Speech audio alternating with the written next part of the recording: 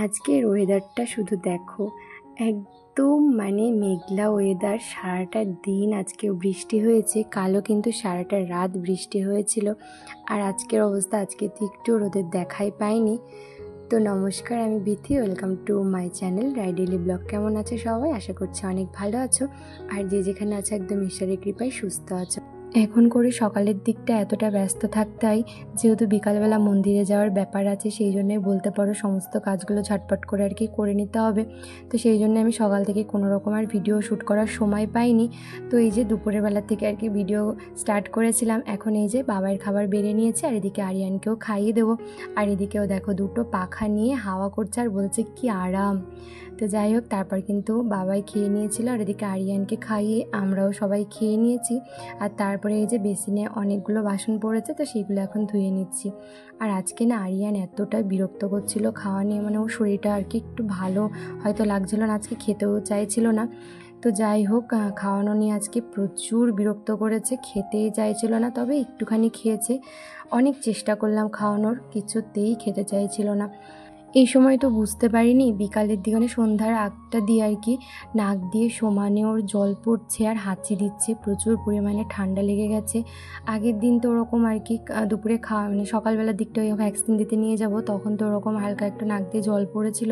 তারপরেই কিন্তু আর সেরকম কিছু একটা হয়নি। আজকে দেখছে আবার এরকম হয়েছে, হয়তো ওই দুপুরের দিকে শরীরটা ভালো লাগছিল না বলে সেই জন্য খেতে চাইছিল না। তো যাই হোক, ওরকমই কিন্তু শরীরটা খুবই খারাপ, প্রচুর পরিমাণে ঠান্ডা লেগে গেছে।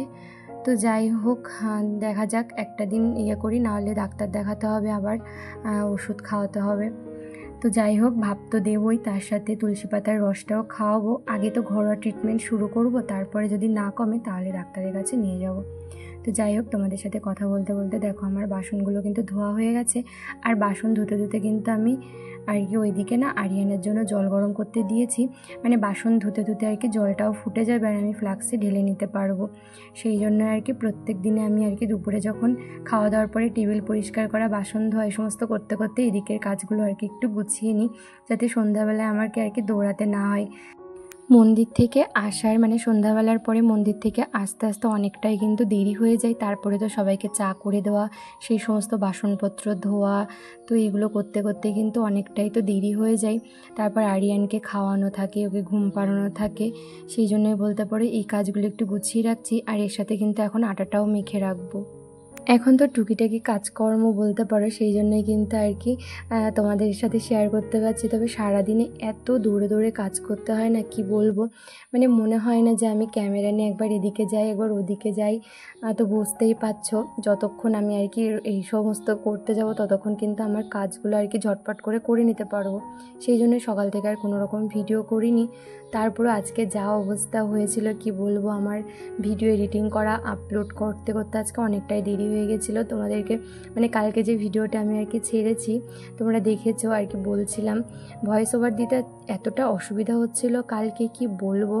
মানে বই পড়ার সময় না, যখন আর কি মন্দিরে মনসামঙ্গল শুরু হয়ে যায়, মানে পড়া সবাই শুরু করে দেয়, তখন ভয়েস ওভার দেওয়াই যায় না।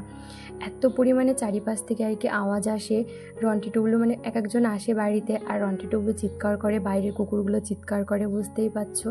তারপর আরিয়ান থাকতে চায় না কারোর কাছে, তো সেই জন্য আর কি আজকে একটু আগে আগেই বসেছি।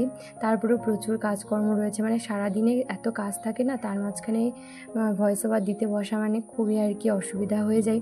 ভয়েস ওভার দেওয়া, ভিডিও এডিটিং করা, তারপর ছোট্ট বাচ্চাকে সামলানো, সংসারের কাজ, সমস্তটা নিয়ে না একদম নাজেহাল হয়ে যেতে হয় আমার। কি করব, মানে ম্যানেজ করা খুবই মুশকিল হয়ে যাচ্ছে। তারপরে চেষ্টা করে যাচ্ছি রেগুলার ভিডিও আপলোড করার, জানি না কতদূর কী করতে পারবো, দেখা যাক, চেষ্টা করছি। আমারও শরীরটা খুবই খারাপ ছিল কালকে রাতে, দেখেছি যখনই না আরিয়ানের শরীর খারাপ হয় তখনই আমারও কিন্তু শরীরটা খারাপ হয়। আর বাচ্চাদের শরীর খারাপ হলে মায়েদেরও যদি শরীর খারাপ হয়, কী যে মানে খারাপ লাগে কি বলবো। কালকে সারাটা রাত আমি গ্যাসের মানে গ্যাসের এত প্রবলেম হয়েছিল, খুব কষ্ট হচ্ছিল। তো সেই অবস্থাতে শরীরটা প্রচণ্ড আমার খারাপ, আমার গলার ভয়েস শুনে তোমরা এখন বুঝতে পারছো, মানে একদমই ভালো লাগছে না। তো যাই হোক, তারপরে কিন্তু রান্নাঘরের সমস্ত কাজ কমপ্লিট করে, আমার ভিডিও এডিটিংয়ের কাজও কমপ্লিট করে আমি তারপর মন্দিরে এসেছিলাম। আর আরিয়ান আজকে এতটা ডিস্টার্ব করছিল, শরীরটা হয়তো ভালো লাগছিল না, সেই জন্যই। তো যাই হোক, তারপর মানে ভয়েস ওভার দিতে দিতে ওকে সামলানো, তারপর আবার হাজব্যান্ডের কাছে ওকে একটু বুঝিয়ে রেখে তারপরে কিন্তু আবার আর কি ভয়েস ওভার দিয়েছি। তো যাই হোক, তারপরে সমস্তটা কমপ্লিট করি। এই যে এখন মন্দিরে এসেছি আর সবাই এই যে বই পড়ছে। আমার না সবাই যখন বই পড়ে নিজে যদি না পড়তে পারি খুবই কিন্তু খারাপ লাগে, জানো তো। তো যাই হোক, এখন আরিয়ানকে নিয়ে একটু কোলে রয়েছে, ওকে একটু নিয়ে ঘুরবো, তারপরে আর কি আমিও পড়তে বসবো। আর তো মাত্র কটা দিন পর থেকেই তো আর কি পুজোর সমস্ত যোগাযন্ত্র শুরু হয়ে যাবে। সামনেই পূজার বেশি দেরি নেই। তারপর পুজো হয়ে গেলে আবার কিন্তু এই বিকালবেলা আর মানুষজন আসবে না, এটা ভাবলেই খারাপ লাগে। এই যে বিকালবেলা সবাই আসছে, আমরা বই পড়ছি, তারপর আবার তো যা কি তাই হয়ে যাবে, মানে পুজোটাও হয়ে যাবে আর কেউ কিন্তু এইভাবে আসবে না। এই শ্রাবণ মাসটা হাজারো কাজ থাকে, তার মাঝখানে সত্যি যে এইটুকু সময় বার করে আমরা সবাই মন্দিরে আসি খুবই কিন্তু ভালো লাগে, জানো তো। সারাদিনের ক্লান্তি যেন কোথায় আর কি একটা উধাও হয়ে যায়।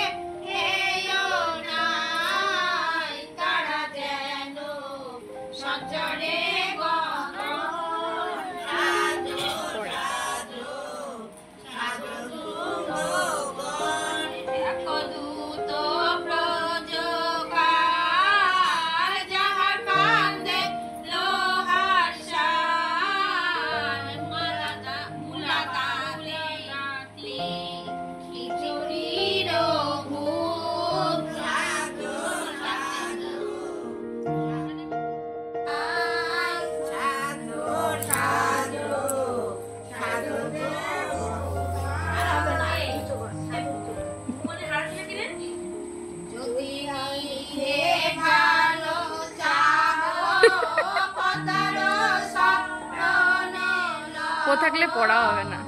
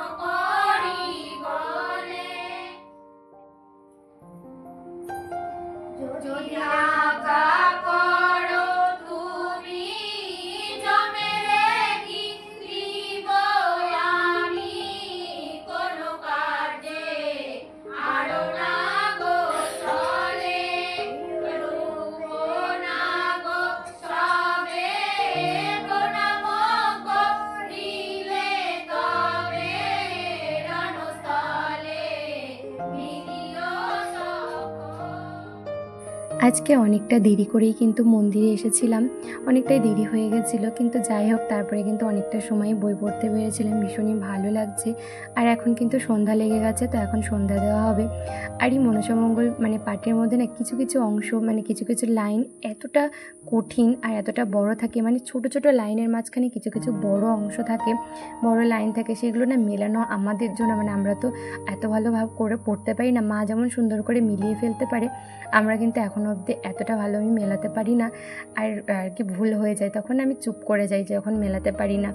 তো যাই হোক, আস্তে আস্তে শিখে যাব। তবে সত্যি কথা মানে অনেকটা সময় কিন্তু এখনও লাগবে, তবে অনেকটাই শিখে গেছি, আরও একটু সময় লাগবে। এখনও তো নিজে হাতে করে বইটা আর কি পড়া শুরু করিনি, এখন মা আর কি পড়ছে, মায়ের সাথে পড়ছি, সবার সাথে একসাথে পড়ছি। তো যাই হোক আস্তে আস্তে শিখে যাব, এটা আমি মন থেকে বিশ্বাস করি। আর মন থেকে কিছু চাইলে অবশ্যই সেটা তুমি পারবে, মনের জোরটাই কিন্তু সব থেকে বড় জোর। আর এদিকে সোনালিদির সাথে একটি ইয়ার্কি করছিলাম, সোনালিদি বলছিল কেন ভুল হবে, মানে ইয়ার্কি করেই বলছিল। তো যাই হোক আমিও বলছিলাম তোমার তো এতদিন ধরে পড়ো, তোমার কেন ভুল হয়। তো এইগুলো নিয়ে একটু আর কি ইয়ার্কি হচ্ছিল।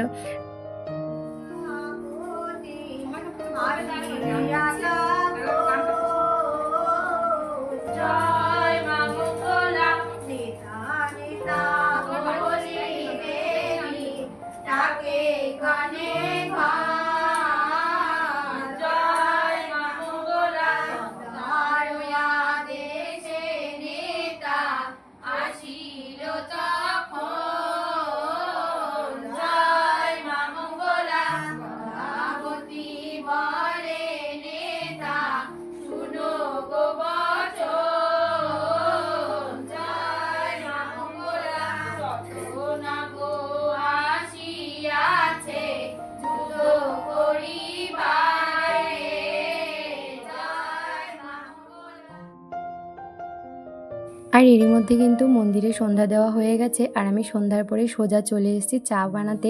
তো এই যে দেখো চায়ের জলটা কিন্তু ফুটে গেছে, এখন চিনি তারপর হচ্ছে আদা দিয়ে দেবো, তারপর একটু ফুটে গেলে আর কি চাটা নামিয়ে সবাইকে আর কি দিয়ে আসবো।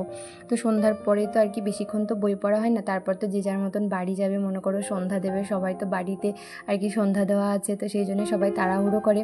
তো যাই হোক আমার না মানে সন্ধ্যার আগে যে এসে চাটা করবো আমার না একদমই ভালো লাগে না, মন্দির থেকে উঠে আসতে আর কি বই যখন পড়তে বসি না তখন যেন মনে হয় যে শুধু বইই পড়ি, আর কি কোনো রকম যেন উঠতে ইচ্ছা করে না।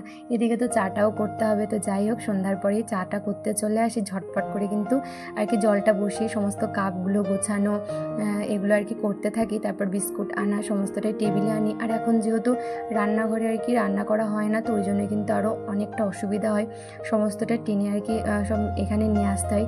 তো ডাইনিং টেবিলের ওপরেই সমস্তটা রাখি, এখান থেকে কিন্তু আর কি গুছিয়ে তারপর মন্দিরে নিয়ে যাই। তো যাই হোক তারপরে দেখো আমার কিন্তু চা করা হয়ে গেছিলো, আর এদিকে 1 কাপ চা আর কি বাবাইকে দিয়ে দেবো, তারপর কিন্তু সবার জন্য আর কি চা নিয়ে যাবো। বাবাই তো ঘরেই থাকে, এই সময় টিভি দেখে। তো যাই হোক তারপরে কিন্তু সবাইকে আর কি চা দিয়েছিলাম। আর এই যে এরপরেই কিন্তু আজকে সোনালি দিদি সবাইকে মুড়ি, চানাচুর, সিঙ্গারা এগুলো খাওয়াচ্ছে। তো যাই হোক চা করার দায়িত্ব আর মুড়ি মাখার দায়িত্বটা সোনালি দিদা আমাকে দিয়েছিল। তো এই যে চা করে দিয়েছি, আর এদিকে এখন মুড়িটাও মেখে দিয়েছিলাম। তো পাশের বাড়ির দিদিকে বললাম প্যাকেট করে আর কি দিয়ে দিতে। তো এই যে দিদি সবাইকে দিয়ে দিচ্ছে, সবাই তো বাড়ি যাওয়ার জন্য মানে তাড়া দিচ্ছে, তো সেই জন্য আর কি যে যে আগে চলে যাবে তাদেরকে আগে দিয়ে দিচ্ছে। আর এই যে এখান থেকে আর কি সিঙ্গারা একটা খেয়েছিলাম আমি, এই সন্ধ্যার দিকে খাইনি আর কি, আরিয়ানকে ঘুম পাড়িয়ে ওই 8:30 নাগাদ একটা সিঙ্গারা খেয়েছিলাম। আর এই সিঙ্গারাটা খেয়েই আমার সারাটা রাত আমি যে কী পরিমাণ কষ্ট পেয়েছি।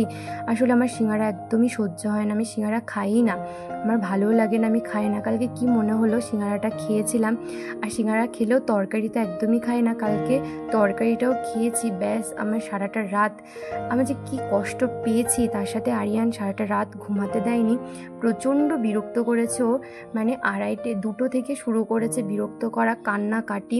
ওর হয়তো শরীরটা ভালো লাগছিল না। তো যাই হোক তারপর ওকে আবার ওই রাতে একটু দুধ করে খাইয়েছিলাম, তারপরে কিন্তু ঘুমিয়েছিল, তারপর আবার সেই ভোরবেলা ঘুম থেকে উঠে পড়েছিল। একে তো আমার শরীরটা ওরকম অবস্থা, মানে শুধু বমি পাচ্ছিল, গ্যাসেতে মনে হচ্ছিলো বমিটা হয়ে গেলে যেন ভালো হবে, তবে হয়নি। মানে কী যে একটা অস্বস্তি হচ্ছিল কি বলবো। হাজব্যান্ড কালকে রাতে আরিয়ানকে রেডি করানো, ঘুম পাড়ানো, বিছানা করা সমস্তটাই ও করেছিল। মানে রাতে যে রুটিটা করেছিলাম কিভাবে, মানে রুটিটা করার পর থেকেই তারপর আর কি শরীরটা খারাপ লাগছিল। তো যাই হোক ওদিকে কুকুরগুলোকে সন্ধ্যার পরে আর কি একটু বিস্কুট দিয়েছিলাম, সবাই তো বিস্কুট খায়, চা খায়, তো ওদেরকেও একটু দিয়েছিলাম। তারপর না আরিয়ানকে ঘুম পাড়ানোর বেশ খানিকটা সময় পর আর কি সোনালি দিদি এসেছিলো। দেখো আমার জন্য কাচের চুড়ি নিয়ে এসেছে। তো আমার আর কি কাচের চুড়ি পরিয়ে দিয়েছে। আমি তো কোনো দিন পরিনি শ্রাবণ মাসে আর কি সবুজ চুড়ি, তবে এবার সোনালি দিদি আমার আর মায়ের জন্য নিয়ে এসেছিলো। তো এই যে দুজনে মিলে পরেছি। আর জানো তো পড়তে পড়তে একটা ভেঙেও গেছে আমার হাত থেকে। তো যাই হোক, তারপরে এই যে রুটিটা করে নিয়েছিলাম রাতে। আর রুটিটা করার পর থেকেই শরীরটা খুব খারাপ লাগছিল। মানে রুটিটা করেছি, রন্টি টুবলোকে খাইয়েছি, আরিয়ানকে খাইয়েছি, রুটি করতে করতে বাবাইকে খেতে দিয়ে দিয়েছিলাম।